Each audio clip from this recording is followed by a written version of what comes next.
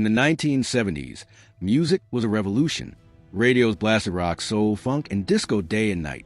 But every now and then, a band came out of nowhere with one unforgettable song and then vanished into silence. No follow-up hit, no long tour, just a single flash of brilliance that left fans wondering, what happened to them? Looking Glass, Brandy, You're a Fine Girl, 1972. When Brandy, You're a Fine Girl hit the airwaves in 1972, it sounded like nothing else. A soft rock ballad with a nautical twist. It told the story of a woman in love with a man who loves to see more than her. The band behind it, Looking Glass, had formed in New Jersey. They were clean-cut, trained musicians, far from the chaotic rock image of time. Brandy was their breakout single, and it exploded. It reached #1 on the Billboard Hot 100 and became a pop classic. But Looking Glass never had another hit. Their follow-up songs barely cracked the charts. The band splintered quickly. Some blamed creative differences. Others blamed the pressure to repeat their unexpected success. One moment, they were on top of the world. The next, they were gone, leaving only the voice of Brandy echoing on classic rock stations. Walks through a silent town, loves a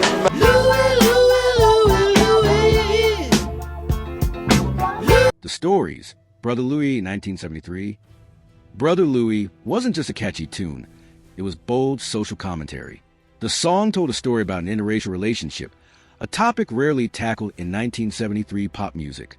The band's Stories took it to #1 in the U.S. with their raw, emotional delivery and powerful hook. But Stories had never even written the song themselves. It was a cover of a track by the British band Hot Chocolate. Still, their version became a cultural flashpoint. For a moment, it felt like Stories would become a lasting voice in rock. Instead, the lead singer Ian Lloyd left. The band collapsed. No follow-up, no tour, just one hit, and a message that felt years ahead of its time. Got home to meet his mama and papa. Dancing in the moonlight, everybody feeling. King Harvest, Dancing in the Moonlight, 1972. You've heard this song in commercials, movies, and wedding receptions for decades.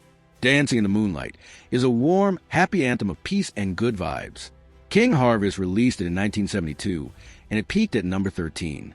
It wasn't a massive #1, but it became one of the most enduring songs of the decade. What most people don't know is that King Harvest was falling apart even before the song gained momentum. Members were scattered across continents. The band had formed in France, moved to the U.S., and couldn't hold it together once success arrived. They never made another song that came close. But Dancing in the Moonlight still lives on, re-recorded by newer artists and endlessly reimagined. dancing in the moonlight.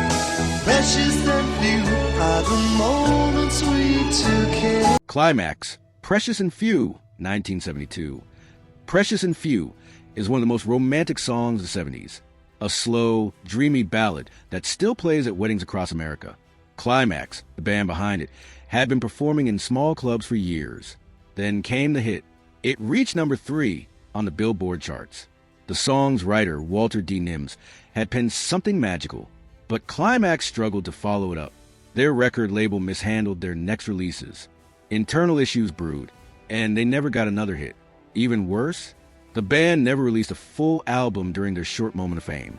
Precious and Few became their legacy, and their only shot at immortality. And if I can't find my way back, Greeneyed Lady, ocean lady.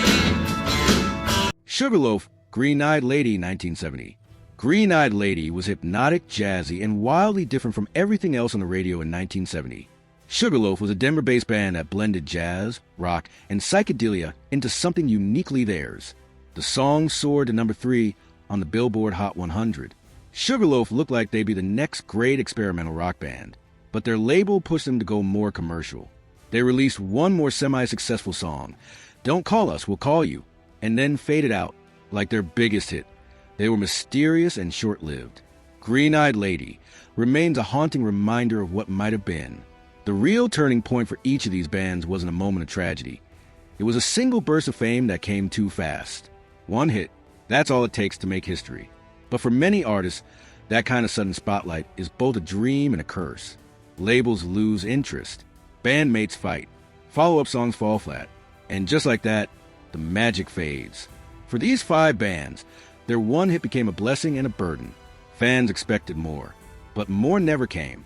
In the end, these bands gave us something precious.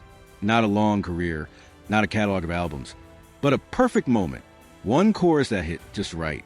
One track that stayed in our hearts. Sometimes, one song is all you need to be remembered forever. So the next time you hear a forgotten gem from the 70s, ask yourself, was this lightning in a bottle or the echo of a dream that almost lasted?